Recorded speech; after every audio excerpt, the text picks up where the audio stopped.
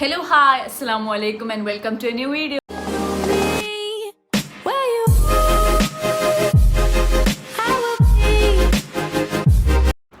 +1 + 2 പഠിക്കുന്ന എൻ്റെ ബ്രദേഴ്സിനും സിസ്റ്റേഴ്സിനും വേണ്ടി ഡെഡിക്കേറ്റ് ചെയ്യുന്നൊരു വീഡിയോ ആണിത്. കുറച്ച് പേരെങ്കിലും പറഞ്ഞിട്ടുണ്ടായിരുന്നു +2 കൂടെ എങ്ങനെയാണ് നീറ്റ് മാനേജ് ചെയ്ത് പോകാന്നൊക്കെ ഉള്ളത്. പറയാം അഡ്വാൻറ്റേജസ് ഓഫ് +2 മാർക്ക് അല്ലേ. നമ്മൾ CBSE ആവട്ടെ സ്റ്റേറ്റ് ആവട്ടെ രണ്ടിലും ബോർഡ് എക്സാം എന്ന് പറഞ്ഞത് വേൾഡ് +2 സിലബസ് വെച്ചിട്ടാണല്ലേ. 2 എക്സാം ആവട്ടെ ഇതിൻ്റെ മാർക്സ് എന്ന് പറഞ്ഞാൽ നീറ്റ് എക്സാമിനേഷനിൽ 60% ആണ് എലിജിബിലിറ്റി ക്രൈറ്റീരിയ.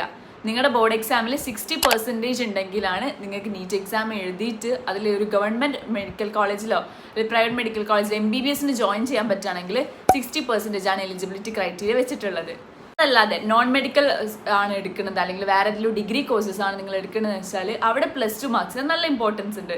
നിങ്ങൾക്ക് അവിടെ അഡ്മിഷൻ കിട്ടണമെങ്കിൽ നിങ്ങൾ +2 പെർസെൻറ്റേജ് വെച്ചിട്ടായിരിക്കും നിങ്ങൾക്ക് സീറ്റ് അലോട്ട് ചെയ്യുന്നുണ്ടാവുക. അപ്പോൾ അങ്ങനത്തെ ഫിലിമിലേക്കൊക്കെ പോകുന്ന ആൾക്കാരാണെങ്കിൽ നിങ്ങൾ അതിനനുസരിച്ച് നല്ലോണം വർക്ക് ചെയ്യണം. ഒരു 98-99% മാർക്ക് കിട്ടിക്കഴിഞ്ഞാൽ ഫുൾ മാർക്സ് കിട്ടിയിട്ട് പോലും ഡിഗ്രിക്ക് സീറ്റ് കിട്ടാത്ത കുറേ കുട്ടികൾ ഉണ്ടായിട്ടുണ്ടായിരുന്നു കഴിഞ്ഞ വർഷമൊക്കെ. അപ്പം അങ്ങനെ നിങ്ങൾ ഡിഗ്രിയിലേക്കാണ് നോക്കുന്നതെന്ന് വെച്ചാൽ നിങ്ങൾ നന്നായിട്ട് പഠിക്കണം. നഴ്സിംഗ് ആണെങ്കിലും MLTech ആണെങ്കിലും അതൊക്കെ +2 ബേസ്ഡ് ആയിട്ടാണ് എടുക്കുന്നുണ്ടായിരുന്നത്. ഈ വർഷം മുതൽ എൻട്രൻസ് ആവാൻ പോകുന്നുണ്ടെന്നൊക്കെ പറയുന്നുണ്ട്. സോ അങ്ങനെ അനുസരിച്ചിട്ട് അപ്പോൾ ആ ഒരു ഫോമിലേക്ക് പോകുന്ന ആൾക്കാരാണെങ്കിൽ +2 മാർക്സിന് നല്ല ഇമ്പോർട്ടൻസ്. +2 മാർക്സിൻ്റെ വേറൊരു അഡ്വാൻറ്റേജ് എന്താണെന്ന് വെച്ചാൽ നിങ്ങൾക്ക് ഇപ്പോൾ നീറ്റ് എൻട്രൻസിന് വേണ്ടി നിങ്ങൾ റിപ്പീറ്റ് ചെയ്യാനൊക്കെ ജോയിൻ ചെയ്യുകയാണെങ്കിൽ നിങ്ങൾക്ക് സ്കോളർഷിപ്സ് കിട്ടും. നിങ്ങളുടെ +2 മാർക്കിനനുസരിച്ച് ആ സ്കോളർഷിപ്പ് കിട്ടാം. 5% റിഡക്ഷൻ ഉണ്ടാവും ഫീലൊക്കെ. അതല്ലാതെ നീറ്റിൻ്റെ ബേസ്ഡ് നീറ്റ് നിങ്ങൾ ഫസ്റ്റ് അറ്റംപ്റ്റിൽ തന്നെ നീറ്റ് എഴുതിയിട്ട് ആ നീറ്റിൻ്റെ മാർക്ക് ബേസ്ഡ് ആയിട്ട് നിങ്ങൾക്ക് സ്കോളർഷിപ്പ് അവൈലബിൾ ആയിരിക്കും. അപ്പോൾ നിങ്ങൾ +2 മാർക്സ് കുറവാണ്, ഒരു 95 ഒക്കെ ഉള്ളൂ, പക്ഷേ നിങ്ങൾക്ക് നീറ്റിൽ അത്യാവശ്യം സ്കോർ ഉണ്ട്, ഒരു 450 അല്ലെങ്കിൽ 500 അബവ് സ്കോർ ഉണ്ടെങ്കിൽ നിങ്ങൾക്ക് അതിനനുസരിച്ചുള്ള സ്കോളർഷിപ്സ് കിട്ടും നിങ്ങൾ ജോയിൻ ചെയ്യുമ്പോൾ. ഇപ്പോൾ ഏകദേശം എല്ലാ ഇൻസ്റ്റിറ്റ്യൂട്ടിലും നിങ്ങൾ നീറ്റിൻ്റെ അല്ലെങ്കിൽ +2 മാർക്ക് ബേസ്ഡ് ആയിട്ടായിരിക്കും നിങ്ങളുടെ നീറ്റ് ബാച്ച് ആക്കുക. ടോപ്പേഴ്സ് ബാച്ച്, അല്ലാത്ത ബാച്ച്, അങ്ങനെ കുറേ ബാച്ചസ് ഉണ്ടാവും. അപ്പോൾ അതിൻ്റെ ഉള്ളിലാണ് കോമ്പറ്റീഷനൊക്കെ നടക്കുന്നത്. അപ്പോൾ അങ്ങനെയാണെങ്കിൽ +2 മാർക്കിൽ വെച്ചിട്ട് നിങ്ങൾക്ക് ഫീ ഡിഡക്ഷനും ഉണ്ടാവും. നിങ്ങളുടെ ബാച്ച് നിങ്ങൾ ഇരിക്കാൻ പോകുന്ന ബാച്ച് ഏതാണെന്ന് അത് തീരുമാനിക്കും. ഈ ഒരു കാര്യമാണ് നമുക്ക് +2 മാർക്കിനോടുള്ളൂ. അല്ലാതെ നമുക്ക് MBBSലോ BDSലൊക്കെ അഡ്മിഷൻ വരുമ്പം ഈ +2 മാർക്സിൻ്റെ ആവശ്യമില്ല. വെറും 60%, 90% എബവ് നമ്മൾ എങ്ങനെ സ്കോർ ചെയ്യുക എന്നുള്ളതാണ് +2 ബോർഡ് എക്സാമിൻ്റെ ടൈമിൽ. അപ്പോൾ ഞാൻ എൻ്റെ ഒരു സ്റ്റോറി തന്നെ പറയാം. എനിക്ക് 94.6 ആണ്. CBSE ആയിരുന്നു പഠിച്ചത്. 94.6 അത് കൊറോണയുടെ സമയമായിരുന്നു. ഞങ്ങൾക്ക് മലയാളം എക്സാം ഒന്നും നടത്തിയിട്ടുണ്ടായില്ല. ഞാൻ മലയാളമാണ്, ബയോ ലാംഗ്വേജ് ആയിരുന്നു എൻ്റെ combination. Physics, chemistry, biology and മലയാളമായിരുന്നു. പിന്നെ ഇംഗ്ലീഷ്, ഈ 5 സബ്ജക്റ്റ് ഉണ്ടായിരുന്നത്. അപ്പോൾ മലയാളം എക്സാം നടത്താത്തത് കൊണ്ട് ഞങ്ങളുടെ സയൻസ് കോമ്പിനേഷൻ സയൻസിലുള്ള മാർക്കിൻ്റെ ആവറേജ് എടുത്തിട്ടാണ് ഇട്ടത്. അതാണ് എനിക്ക് 94.6 കിട്ടിയതെന്ന് തോന്നുന്നു. കാരണം മലയാളം നമ്മൾ അത്യാവശ്യം നമ്മൾ എഴുതി കഴിഞ്ഞാൽ നമുക്ക് സയൻസ് സബ്ജക്റ്റിനേക്കാളും കൂടുതൽ സ്കോർ ചെയ്യാൻ പറ്റും. അപ്പോൾ ആ ഒരു പ്രശ്നം വന്നിരുന്നു. പിന്നെ ഈ 94.6 എന്ന് പറയുമ്പോൾ ചിലപ്പോൾ നിങ്ങൾക്ക് അത് കുറവാണല്ലോ എന്ന് തോന്നാൽ മതി. പക്ഷെ എൻ്റെ ഒരു കേസിൽ എനിക്ക് 90% എബവ് എങ്ങനെ ഞാൻ കയറ്റും എന്ന് വിചാരിച്ച് നിൽക്കുകയായിരുന്നു. അത്രയും കാലം സ്കൂളിൽ നടന്ന എല്ലാ എക്സാംസിലും എനിക്കൊരു 85% പോലും ഞാൻ സ്കോർ ചെയ്തിട്ടുണ്ടാവില്ല എന്നാണ് എൻ്റെ ഒരു ഓർമ്മയിലുള്ളത്. കാരണം ആ ടൈമിൽ എങ്ങനെയാണ് ഈ ബോർഡ് എക്സാമിനെ അപ്രോച്ച് ചെയ്യുക എന്നുള്ളൊരു പേടിയൊക്കെ ഉണ്ടായിരുന്നു. അപ്പോൾ ഒരു അവസാനത്തെ ഒരു മാസമില്ല 2 ആഴ്ചയോടാണ് ഞാൻ എങ്ങനെയെങ്കിലുമൊക്കെ NCERT പഠിച്ച് 90% അപ്പോൾ സ്കോർ വാങ്ങിച്ചത്. അപ്പോൾ അതെങ്ങനെയാണെന്നുള്ളതിൽ ചെറിയ കാര്യങ്ങൾ ഞാൻ നിങ്ങൾക്ക് പറഞ്ഞുതരാം. നമുക്ക് NCERT ആണ്, ഇപ്പോൾ സ്റ്റേറ്റ് ആവട്ടെ CBSE ആവട്ടെ NCERT ആണ് നിങ്ങളുടെ മുന്നിലുള്ളത്. SCERT എന്നായിരിക്കും സ്റ്റേറ്റിൽ പഠിക്കുന്ന കുട്ടികൾക്ക് ഉണ്ടാവുക. അത് ജസ്റ്റ് അതിൻ്റെ കവർ പേജ് മാറ്റി എന്നുള്ളൂ, സെയിം ബുക്കാണ്. ഈ NCERTയിൽ ഫോക്കസ് ചെയ്ത് പഠിക്കുക. അതിലെന്താണോ ഉള്ളത് അത് മാത്രം പഠിക്കുക. നമ്മളൊരു ബൗണ്ടറി ഉണ്ടാക്കി പഠിച്ചു കഴിഞ്ഞാൽ അതിലുള്ളതൊക്കെ നമുക്ക് മനസ്സിലാവും. കുറേ അവിടെയും ഇവിടെയും പോയി പഠിക്കാൻ നിൽക്കേണ്ട. ഫസ്റ്റ് എന്താണെന്ന് വെച്ചാൽ focus on your NCERT text. നമുക്ക് സബ്ജക്റ്റീവ് റൈറ്റിംഗ് ആണല്ലേ, അപ്പോൾ NCERTയിലുള്ള ഓരോ ലൈൻസും നമുക്ക് അറിയണം. അപ്പോൾ അതിനനുസരിച്ചുള്ള ക്വസ്റ്റ്യൻസ് ഒക്കെ കാണുമ്പോൾ അത് നമുക്ക് ഉണ്ടാക്കി എഴുതിയെടുക്കാൻ പറ്റണം. സബ്ജക്റ്റീവായിട്ട് നമുക്ക് ഓരോ ഹെഡിങ്ങിൻ്റെ അടിയിലും എഴുതിയെടുക്കാൻ പറ്റുന്ന രീതിയിൽ പഠിക്കണം. എന്തെങ്കിലും പറയാനുള്ളത് അതിൽ ഇൻടെക്സ്റ്റ് ക്വസ്റ്റ്യൻസും എക്സസൈസസും പരമാവധി വർക്കൗട്ട് ചെയ്യാൻ നോക്കുക. നമുക്ക് നീറ്റിനും ഹെൽപ്ഫുൾ ആവും. കൂടാതെ തന്നെ നമുക്ക് ഈ സബ്ജക്റ്റീവ് റൈറ്റിംഗിൽ തന്നെ കുറേ ക്വസ്റ്റ്യൻസ് ഒക്കെ വരും, ന്യൂമറിക്കൽസ് ഒക്കെ ഫിസിക്സിലും കെമിസ്ട്രിയിലൊക്കെ ആയാൽ. അപ്പോൾ അത് നമുക്ക് വേഗം ഫിൽ ഔട്ട് ചെയ്യാൻ പറ്റും. ഓർഗാനിക് കെമിസ്ട്രി ആണെങ്കിലും അതിലുള്ള ഇൻടെക്സ്റ്റ് ക്വസ്റ്റ്യൻസ് മാത്രം തന്നെ CBSE ബോർഡ്സിനൊക്കെ ചോദിച്ചിട്ടുള്ളൂ. അപ്പോൾ അതും നിങ്ങൾക്ക് ഹെൽപ്ഫുൾ ആവും. ഇപ്പൊ CBSE ഒക്കെ പഠിക്കുന്ന ആൾക്കാർക്ക് അറിയാം കുറെ ഡെറിവേഷൻസ് ഒക്കെ ഉണ്ടാവും അല്ലേ, നമുക്ക് ഇക്വേഷൻസ് ഡിറൈവ് ചെയ്തെടുക്കാനുണ്ടാവും. അപ്പോൾ ആ ഡെറിവേഷൻസ് ഒക്കെ നമ്മൾ എഴുതി പഠിക്കാം. ചിലപ്പോൾ ഫസ്റ്റ് ടൈമിൽ എഴുതുമ്പോൾ ഇതൊക്കെ എന്തുകൊണ്ടാണ് ഇങ്ങനെ വരുന്നതെന്നൊന്നും മനസ്സിലാവില്ല. പ്രത്യേകിച്ച് മാത്സ് എടുത്തിട്ടില്ലായിരുന്നു. ഇപ്പോൾ ഫിസിക്സിൽ ഓരോ ഡെറിവേഷൻസ് കാണുമ്പോൾ ഇൻറ്റഗ്രേഷനും ഡിഫറൻസിയേഷനും കാണുമ്പോൾ എനിക്ക് പെട്ടെന്ന് കൺഫ്യൂസ്ഡ് ആവാറുണ്ടായിരുന്നു. പക്ഷേ ആ സെയിം ക്വസ്റ്റ്യൻ വീണ്ടും അങ്ങനെ തന്നെ എഴുതി പഠിച്ചതുകൊണ്ട് എനിക്ക് കുറച്ചുകൂടി ഈസി ആയിട്ട് തോന്നി. അപ്പോൾ ഡെറിവേഷൻസ് അങ്ങനെയാണെങ്കിൽ ഇക്വേഷൻ്റെ ഡെറിവേഷൻസ് ഒക്കെ അങ്ങനെ തന്നെ പഠിക്കുക, എന്നിട്ട് അത് എഴുതുക. എനിക്ക് തോന്നുന്നത് CBSE കുറച്ചും കൂടി സ്ട്രിക്റ്റ് ആയിരിക്കും. ഈച്ച് ആൻഡ് എവറി സ്റ്റെപ്പിന് നമ്മൾ മാർക്ക് ഇടുന്നുണ്ട് തോന്നുന്നു. ഞാനുള്ള ടൈമിലൊക്കെ അങ്ങനെ ആയിരുന്നു. സോ ആ ഡെറിവേഷൻസിനൊക്കെ നിങ്ങൾ ഇമ്പോർട്ടൻസ് കൊടുക്കണം. പിന്നെ സബ്ജക്റ്റീവ് ക്വസ്റ്റ്യൻസിന് പ്രീവിയസ് ഇയർ ക്വസ്റ്റ്യൻസ് ഒക്കെ ഒന്ന് നോക്കാം. മെയിനായിട്ട് ഞാൻ യൂസ് ചെയ്ത ബുക്ക് എന്നാൽ ഓസ്വാൾ ബുക്സ് ആയിരുന്നു. ഓസ്വാൾ ബുക്സിന്റെ ഫിസിക്സ്, കെമിസ്ട്രി, ബയോളജി ഞാൻ അധികം യൂസ് ചെയ്തിട്ടുണ്ടായില്ല. ഫിസിക്സ്, കെമിസ്ട്രി അല്ലെങ്കിൽ ലേബർ ഇന്ത്യ ഉണ്ടാവും. സ്റ്റേറ്റുകാർക്കാണെങ്കിൽ ലേബർ ഇന്ത്യ ഉണ്ടാവും, നിങ്ങൾക്ക് അറിയാവുന്നതാണ്.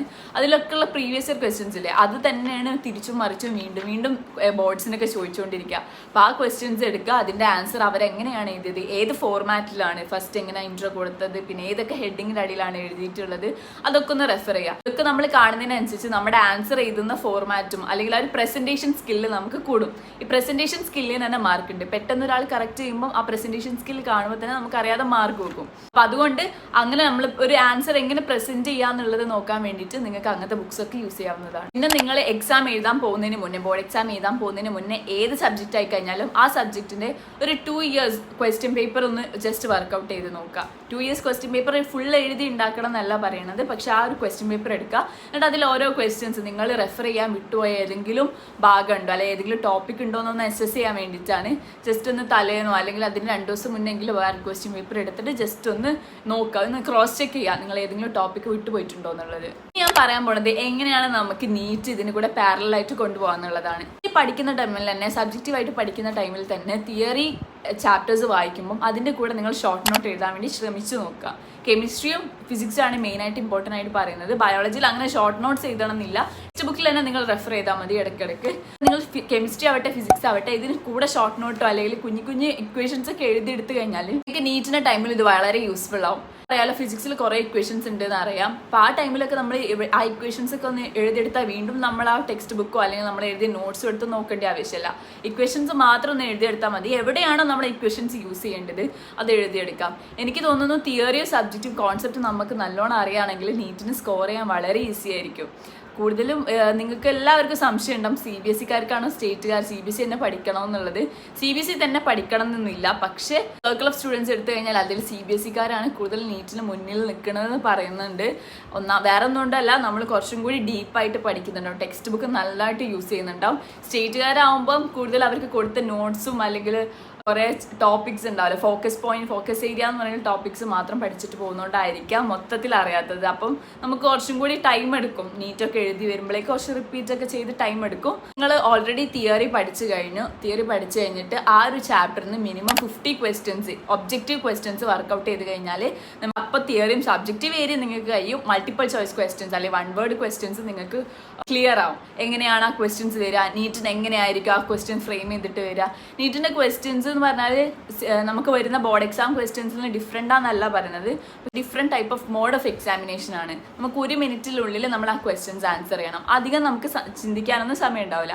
അപ്പം പെട്ടെന്ന് നമ്മൾ എങ്ങനെയാണ് ആ ക്വസ്റ്റ്യൻ ആൻസർ ചെയ്യുക എന്നുള്ളതാണ് നോക്കേണ്ടത്. അവസാനമായിട്ട് എനിക്ക് നിങ്ങളോട് പറയാനുള്ളത്, ഏത് എക്സാമിന് പോകുമ്പോഴും തലേന്ന് നിങ്ങൾ ഒരു ദിവസം റിവിഷന് വേണ്ടി മാത്രം ഒഴിച്ചിടണം. നമ്മൾ അത്രയും ദിവസം എന്ത് പഠിച്ചിട്ടും കാര്യമില്ല, തലേന്ന് നമ്മൾ അതൊന്നും എടുത്ത് വായിച്ച് നോക്കിയിട്ടില്ല, ഓടിച്ച് വായിച്ച് നോക്കിയാൽ മതി. ഡയഗണൽ റീഡിങ് പോലെ ഓടിച്ച് വായിച്ച് നോക്കുക. ടെക്സ്റ്റ് ബുക്ക് ആണെങ്കിലും നിങ്ങൾ നോട്ട്സ് ആണെങ്കിലും ഒക്കെ ഒന്ന് ഷോർട്ട് നോട്ട്സ് ഒക്കെ ജസ്റ്റ് ഒന്ന് വായിച്ച് നോക്കാനുള്ള ടൈമെങ്കിലും നിങ്ങൾ ബാക്കി വെക്കണം.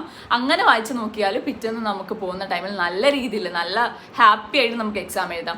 അത്രക്കും ഒരു ദിവസം നിങ്ങൾ റിവിഷനും കൂടി ഒഴിച്ചിട്ടുണ്ടെങ്കിൽ, ആ റിവിഷനും കൂടി നിങ്ങൾ ചെയ്തിട്ടുണ്ടെങ്കിൽ പിറ്റേന്ന് എക്സാം എഴുതാൻ പോകുമ്പോൾ നിങ്ങൾക്ക് നല്ല സുഖമായിരിക്കും.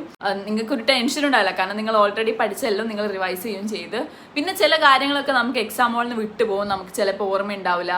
ചിലപ്പോൾ ചില ഇക്വേഷൻസ് നമ്മൾ അത്രയും പഠിച്ചിട്ടുണ്ടാവും, എഴുതാൻ കിട്ടുമ്പോൾ ചിലപ്പോൾ എന്തെങ്കിലും ഒന്നും കിട്ടുന്നുണ്ടാവില്ല. അതൊന്നും പേടിക്കണ്ട, അതൊക്കെ എല്ലാവർക്കും ഉണ്ടാകുന്നതാണ്, സ്വാഭാവികമാണ്, എല്ലാവർക്കും ഉണ്ടാകുന്നതാണ്. അതൊക്കെ ചെറിയ ചെറിയ പ്രശ്നങ്ങൾ. പക്ഷെ അത് വിചാരിച്ച് നിങ്ങളുടെ പെർസെൻറ്റേജ് കുറയൊന്നുമില്ല. നിങ്ങൾ നിങ്ങളുടെ മാക്സിമം എഫേർട്ട് ഇട്ടിട്ടുണ്ടെങ്കിൽ അതിനനുസരിച്ചുള്ള റിസൾട്ട് നിങ്ങൾക്ക് എന്തായാലും ഉണ്ടാവും. മുന്നേ പറഞ്ഞല്ലോ, എനിക്ക് 94.6 ആണ് CBSE ബോർഡ് എക്സാമിന് ഉണ്ടായിരുന്നത്. 90% പോലും കിടക്കില്ല എന്ന് വിചാരിച്ചിരുന്നു ഞാൻ ആ ടൈമിൽ. എങ്ങനെയൊക്കെ എനിക്ക് ടെൻഷൻ വന്ന് തുടങ്ങിയിട്ടുണ്ട് അവസാനത്തെ മോഡൽ എക്സാം ഒക്കെ ആവണ ടൈമിൽ. മോഡൽ എക്സാം ഒക്കെ നല്ല പോക്കായിരുന്നു, ജസ്റ്റ് പാസ് പോലെയുള്ള മാർക്കാണ് ഉണ്ടായിരുന്നത്. പക്ഷെ അവസാനമായപ്പം ഇനി വേറെ വഴിയില്ല എന്ന് വിചാരിച്ചിട്ട് ഫുള്ള് ഇരുന്ന് പഠിച്ചതാണ്. നിങ്ങൾ ഫ്രണ്ട്സ് ആരെങ്കിലും +2 എക്സാം ഒക്കെ എഴുതാൻ പോകുന്നുണ്ടെങ്കിൽ അവർക്ക് ഈ വീഡിയോ ഷെയർ ചെയ്ത് കൊടുക്കുക. Don't forget to subscribe. Thank you so much for watching this video.